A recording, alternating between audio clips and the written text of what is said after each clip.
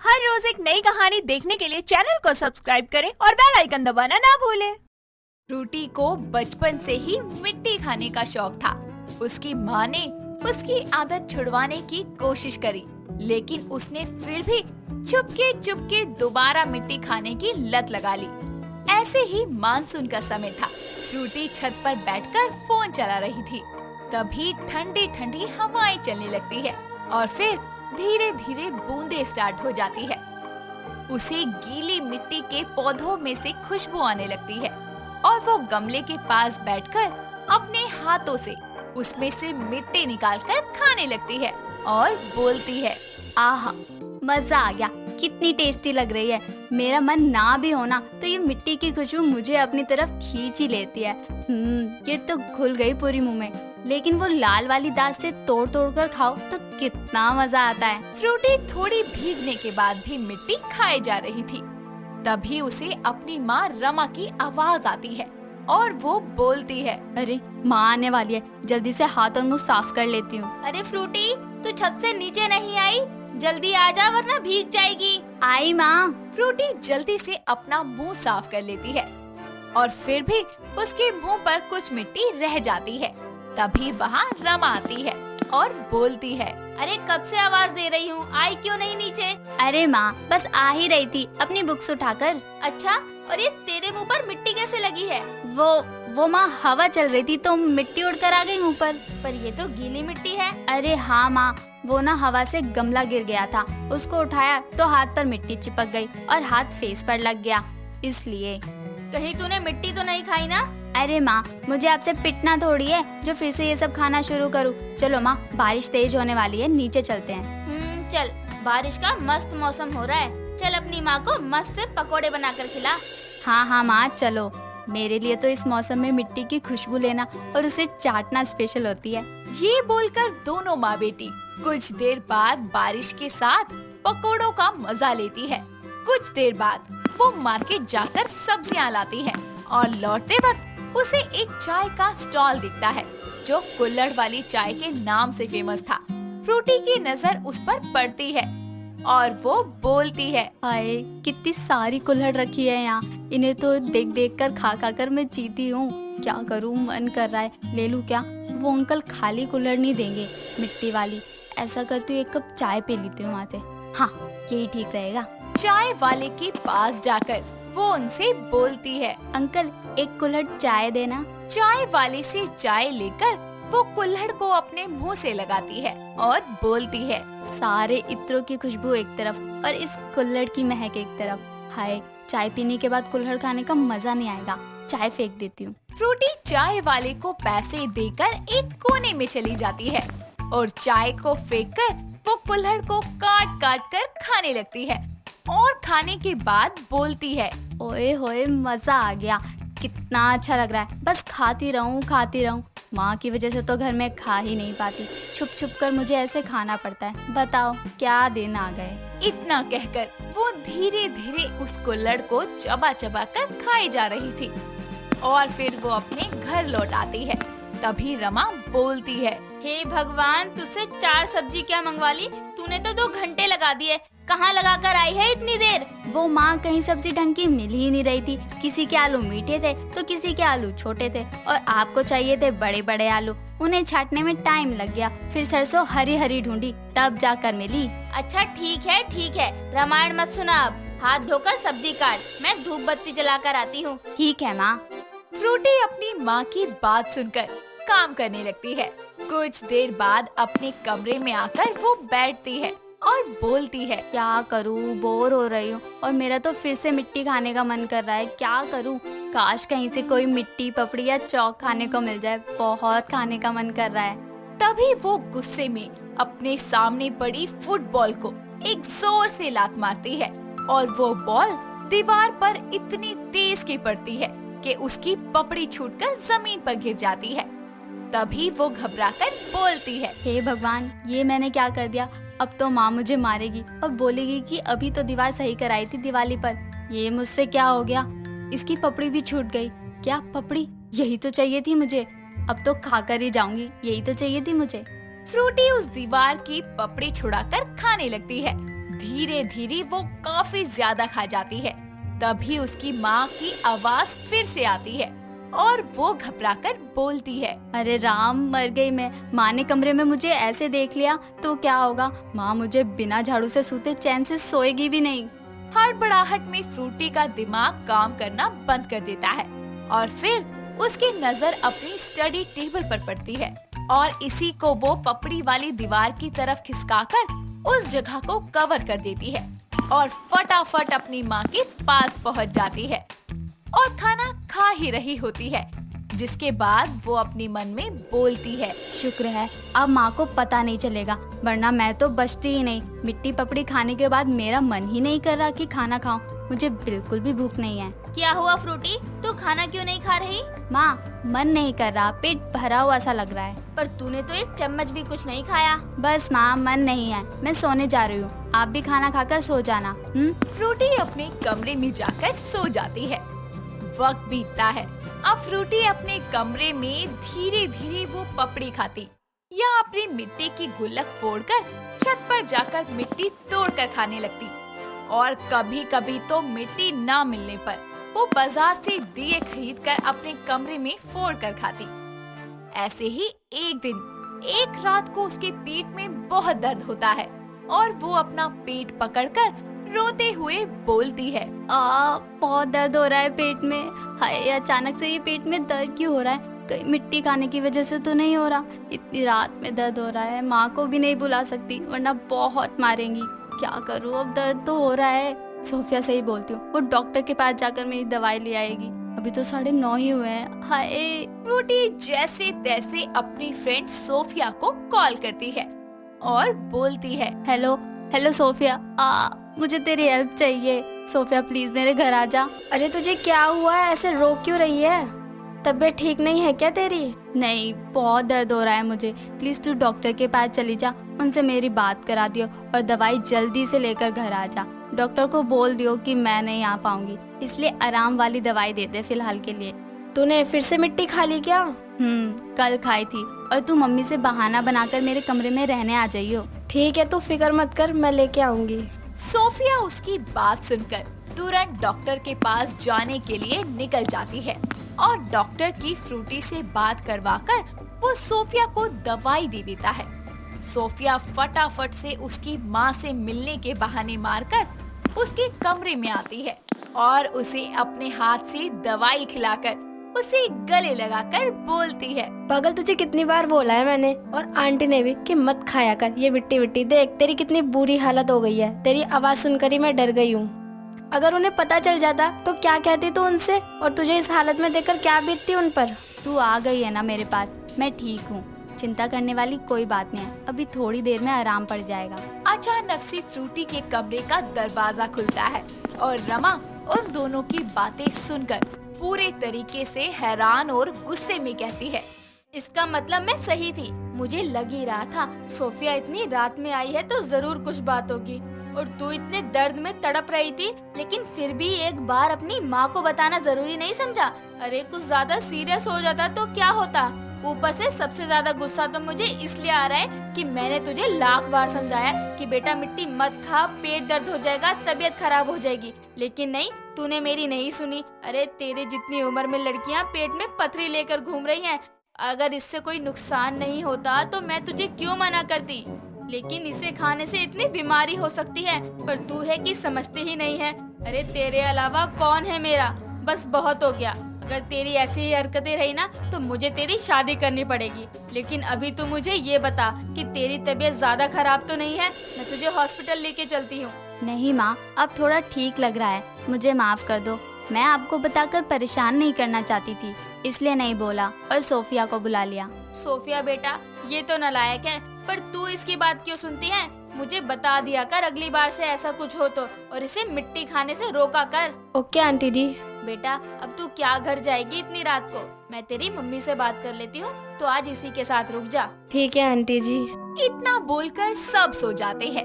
जैसे तैसे तब तो फ्रूटी सो जाती है, लेकिन सुबह के 4:30 बजे उसे फिर से पेट में दर्द होने लगता है। उसकी दर्द की आवाजों से सोफिया उठ जाती है। फ्रूटी का दर्द काफी बढ़ता जा रहा था। और सोफिया भागकर रमा को बताती है कि उसकी हालत खराब हो गई है। अपनी बेटी की ऐसी तबीयत खराब होता देखकर वो रोते हुए बोलती है, फ्रूटी, मेरी बच्ची क्या हुआ तुझे? सोफिया बेटा, इसकी हालत बहुत खराब हो रही है, तू एम्बुलेंस को बुला, मेरा तो जी घबरा रहा है। हाँ आंटी, मैं करती हूँ। माँ, मुझे बहुत दर्द हो रहा है, बिल्कुल बर्दाश्त नहीं हो रहा। ऐसा लग रहा है कि मैं मर जाऊंगी अभी। पागल है, थप्पड़ मारूंगी ऐसे बोला तो। तू ठीक हो जाएगी बिल्कुल। इतना बोलकर कुछ देर में एम्बुलेंस आ जाती है। फ्रूटी को जल्दी से इमरजेंसी वार्ड में शिफ्ट किया जाता है और डॉक्टर की चेकअप करने के बाद तुरंत उसे ऑपरेशन थिएटर में ले जाया जाता है, जहां कुछ ही देर में उसकी सर्जरी शुरू होती है। उसके ब्लॉक नसों में से जमी हुई मिट्टी को ऑपरेशन के थ्रू निकाला जाता है। 2 घंटे बाद डॉक्टर बाहर आते हैं और रमा बोलती है, डॉक्टर, मेरी बच्ची को क्या हुआ? आपने उसका ऑपरेशन किया, कुछ तो बताइए। बहुत डेंजरस केस निकला है आपकी बेटी का। ऐसा मैंने सुना है, लड़कियां मिट्टी खाती हैं, पर उसका साइड इफेक्ट इतना बुरा पड़ेगा ये नहीं पता था। आपकी बेटी की जान भी जा सकती थी अगर आप थोड़ी सी और देर करते तो। उसकी नसों में मिट्टी जम गई और नसें ब्लॉक हो गई। खैर, उन्हें कुछ दिन तक हॉस्पिटल में रखा जाएगा। कंडीशन सीरियस है बट खतरे से बाहर है। पक्का डॉक्टर साहब? मेरी बच्ची खतरे से बाहर है ना? उसे कुछ होगा तो नहीं ना? जी कुछ नहीं होगा, पर ध्यान रखिए, उन्हें हेल्दी चीजें खिलाइए और उन पर ध्यान रखिए कि वो ऐसी चीज आज के बाद कभी ना खाएं। ठीक है डॉक्टर, मैं ध्यान रखूंगी। कुछ दिन बाद फ्रूटी ठीक होकर घर आ जाती है, जहां उसकी माँ बहुत सख्ती से पेश आती है और उसे ये सब खाने से मना करती है। अपनी माँ की ऐसी हालत देखकर वो कसम खाती है कि आज के बाद मिट्टी कभी नहीं खाएगी और इस तरह दोनों माँ बेटी एक साथ खुशी खुशी रहने लगते हैं। सुमित्रा देवी सोफे पर बैठी हुई अपनी बहू जागृति से कहती है, बहू, अरे खाना कब तक बनेगा? बिरबल की खिचड़ी बना रही है क्या? माँ जी, आपको ना बैठे बैठे प्रवचन ही देना आता है। अपनी इन बुढ़ी हड्डियों को थोड़ी तकलीफ दे लिया करो, वरना पड़े पड़े जंग खा जाएंगी। अरे तू अपनी माँ की हड्डियों के बारे में सोच, मेरे बारे में नहीं। तभी जागृति का पति अरहान ऑफिस से घर आ जाता है और बहुत ही खुशी और उत्साह के साथ बोलता है, माँ, आज मैं बहुत खुश हूँ। क्यों जी, ऐसा भी क्या हो गया? कहीं माँ जी को पागल खाने तो नहीं भेज रहे आप? डायन कहीं की, पागल खाने जाए तेरे मायके वाले और तू। अरे क्या चुप रहोगी तुम दोनों? सारा दिन बस लड़ती ही रहती हो, और कोई काम नहीं है क्या आप लोगों के पास? बहुत सारे हैं। खैर छोड़ो, खुशी की बात यह है कि मेरी कंपनी ने मेरी अच्छी परफॉर्मेंस को देखते हुए मुझे कार गिफ्ट करी है।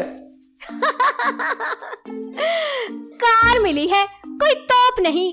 और हाँ, आपको तो चलानी तक नहीं आती। पता चला निकले थे ऑफिस के लिए और पहुंच गए हॉस्पिटल के बेड पर। अरे रे, अरे कैसी कुलक्षणी जैसी बातें करती है तू। हॉस्पिटल जाए तेरा भाई, समझी? अरे माँ जी, आप तो चुप ही रहो। भला आपका हर बात में बोलना बहुत जरूरी है क्या? जब देखो मेरे मायके वालों को ही कोसती रहती हो, अपनों को कोस लो ना। अपनी जबान संभाल कर बात कर कलमुही। हाय, मैं अकेली नन्ही सी जान क्या क्या संभालूं? अपनी इस पागल सास को या उसके लल्लू बेटे को? क्या बोला तुमने? मैं लल्लू हूँ? और क्या, लल्लू ही तो हो। कुछ आता तो है नहीं तुम्हें। जब देखो नन्ना नन्ना नन्ना, बस यही सब करते रहते हो। बड़े तो हो गए, लेकिन अभी भी माँ के पल्लू से ही बंधे हो। क्या री, तुझे जलन हो रही है क्या हम माँ बेटे का प्यार देखकर? नहीं नहीं, मुझे कोई जलन नहीं है तुम माँ बेटों से। मुझे तो बस तरस आता है कि मेरी शादी एक लल्ले से हो गई, छोटे से। दोनों सास बहू में आए दिन ऐसे ही नोक झोंक होती रहती थी।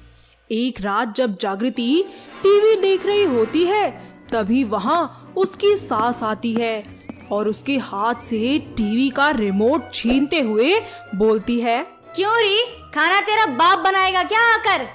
माँ जी, आपकी दिक्कत क्या है मुझे ये बता दो आज आप। अरे कुछ भी बोलना हो, कहना हो तो मुझे कहो ना, मैं खड़ी हूँ ना आपके सामने। जब देखो कभी मेरी माँ को बोलती हो, कभी मेरे भाई को बोलती हो, कभी मेरे पापा को बोलती हो। अरे कोसने का ठेका लिया है क्या आपने? अरे जा यहाँ से, मुझे अपना फेवरेट सीरियल देखना है। मैं नहीं जाऊंगी कहीं भी।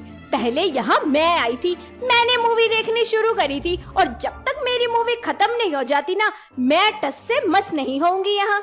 दोनों रिमोट को लेकर एक दूसरे के साथ छीना झपटी करने लगती है और करते करते रिमोट जोर से टीवी पर जा लगता है, जिससे टीवी टूट जाता है। तभी सुमित्रा देवी अपनी बहू से बोलती है, हाय राम, अरे भैंसिया कहीं की, खा खा कर सांड होती जा रही है। अरे टीवी तोड़ दिया तूने मेरा, इन्हीं हाथों से रिमोट छीना था ना तूने। आज जैसे टीवी तोड़ा है तूने, वैसे ही तेरा हाथ तोड़ दूंगी। अम्मा जी, टीवी मैंने अकेले नहीं तोड़ा, आप भी शामिल थे इसमें, और आप ऐसे नहीं मानोगी ना। रुको, अभी बताती हूँ मैं आपको। अब बोलो बोलो, थी मेरी गलती सारी, बोलो। अरे मोरी मैया, अरे हाथ छोड़ भैंसिया, शर्म नहीं आ रही क्या अपनी बूढ़ी सास पर अत्याचार करते हुए। कुछ दिन यूं ही बीत जाते हैं और एक दिन सुमित्रा देवी बाजार से सब्जी लाकर अपने घर के दरवाजे के बाहर खड़ी होकर 15 मिनट से डोरबेल बजा रही होती है, लेकिन उसकी बहू अंदर फोन में हेडफोन लगाए झाड़ू लगा रही होती है, जिससे उसको डोरबेल सुनाई नहीं देती। और बाहर खड़े खड़े सुमित्रा देवी का गुस्सा 7वें आसमान पर पहुंच जाता है। थोड़ी देर बाद जब उसकी बहू घर का दरवाजा खोलती है तो गुस्से से उसकी सास सब्जी से भरा हुआ थैला अपनी बहू के ऊपर पलट देती है और बोलती है, क्या रे भैंसिया, अरे अंदर कौन सा पाठ पढ़ रही थी जो तुझे दरवाजा खोलने में इतना समय लग गया। माँ जी, वो कान में हेडफोन लगा रखा था, इसलिए कुछ पता नहीं चला मुझे, सॉरी। अरे नास पीटी, शर्म तो आती नहीं तुझे। अरे बहुत लापरवाह हो गई है, कुलक्षणी कहीं की। माँ जी, आपका बहुत ज्यादा ही हो रहा है आजकल, मैं कह रही हूँ आपसे। अरे तूने जो किया, क्या वो सही था? दोनों सास बहू मन में ही एक दूसरे को बुरा भला कहते हुए वहाँ से चली जाती हैं, मगर उन दोनों के इस युद्ध में कोई परिवर्तन नहीं आता। वो आए दिन यूं ही एक दूसरे से लड़ा करती। अरहान परेशान होकर उनको एक करने की एक तरकीब सोचता है। एक दिन दोनों सास बहू एक दूसरे से नाराज होकर अपने अपने कमरे में बैठी होती हैं। तभी उनके पड़ोस वाली नेहा आंटी एक थैला लिए उनके पास आती है और वो पहले जागृति के कमरे में जाती है और उससे बोलती है, जागृति पुत्र, क्या कर रही है? कुछ नहीं आंटी जी, आइए ना, बैठिए। आ देख, मैं तेरे लिए की लेके आई हूँ, हार। वाओ, कितना सुंदर हार है। पर आंटी जी, आप ये हार मुझे क्यों दे रहे हो? ओ नेहा पुत्र, ये हार ना तेरी सास ने भिजवाया है तेरे वास्ते। कहंदी सी कि मेरी बहू ता मेरा हदों वध ख्याल रख दी है, नाले कर दिया सारी जिम्मेदारियां बड़े ध्यान नाल संभाल दी है, ता उसदे लिए एक छोटा जिहा तोहफा ਉਹ ਆਪ ਦੇ ਇੰਜ ਸ਼ਰਮਾ ਰਹੀ ਸੀ, ਇਸ ਲਈ ਉਹਨਾਂ ਨੇ ਮੈਨੂੰ ਭੇਜ ਦਿੱਤਾ, ਨਾਲੇ ਕਿਹਾ ਕਿ ਮੇਰੀ ਬਹੂ ਨੂੰ ਇਹ ਸਭ ਵੀ ਬੋਲਦੀ। ਚੰਗਾ, ਹੁਣ मैं चलदी हां। जागृति को हार देने के बाद नेहा आंटी अब उसकी सास के कमरे में जाती है और उससे बोलती है, अरे सुमित्रा, आ वेख, तेरी बहू ने तेरे वास्ते कितना सोना हार भेजा है। कह रही सी कि मेरी माँ जी ता मैनू इन्ना प्यार करती है ना कि मेरी सगी माँ दे नालों वध के करती है मेरा हमेशा। वो आप देन विच थोड़ा हिचकिचा रही सी, इसलिए उसने मैनू भेज दिता कि आंटी जी तुसी ये हार जाके मेरी सासू माँ नू दे दियो। नाले कह रही सी कि मैं अपनी सासू माँ नू बहुत प्यार करती हां। इतना बोलकर नेहा आंटी वहाँ से चली जाती है और दोनों सास बहू की आंखों में आंसू आ जाते हैं, जिसके बाद दोनों को अपनी अपनी गलती का एहसास होता है। तभी जागृति भागती हुई अपनी सास के कमरे में जाती है और उसे गले लगाकर बोलती है, माँ जी, मुझे माफ कर दीजिए, मैंने हमेशा आपका अनादर किया, आपसे बदतमीजी से पेश आई। प्लीज, मैं अपनी हर गलती के लिए आपसे माफी मांगती हूँ, मुझे माफ कर दीजिए। बहू, गलती मेरी भी है। मैं हमेशा से तुझे और तेरे घर वालों को कोसती रहती थी, ताने देती रहती थी। मुझे माफ कर दे बहू। तभी वहाँ अरहान आ जाता है और इस खूबसूरत से पल को अपने फोन में कैप्चर करके बोलता है। तो आखिरकार मेरा प्लान काम कर ही गया। चलो, मुझे इस बात की खुशी तो है कि मेरे चिड़ियाघर में अब इंसान भी दिखेंगे। जी, किस प्लान की बात कर रहे हैं आप? इतना सब होने के बाद अरहान उन्हें सारी बात बताता है कि किस तरह उसने नेहा आंटी के साथ मिलकर ये सारा प्लान बनाया, जिसके बाद तीनों मिलकर जोर जोर से हंसने लगते हैं और दोनों सास बहू मिलकर अब घर का सारा काम करती हैं और एक दूसरे की प्यारी प्यारी नोकझोंक को वो नजरअंदाज करके उस पर हंसी ठिठोली करने लगती हैं, जिसके बाद वो सभी लोग मिलकर एक साथ खुशी खुशी रहने लगते हैं। दोस्तों, अगर आपको ये कहानी पसंद आई तो इसे लाइक करें, शेयर करें और कमेंट करके बताएं कि कहानी में आपको सबसे अच्छा क्या लगा।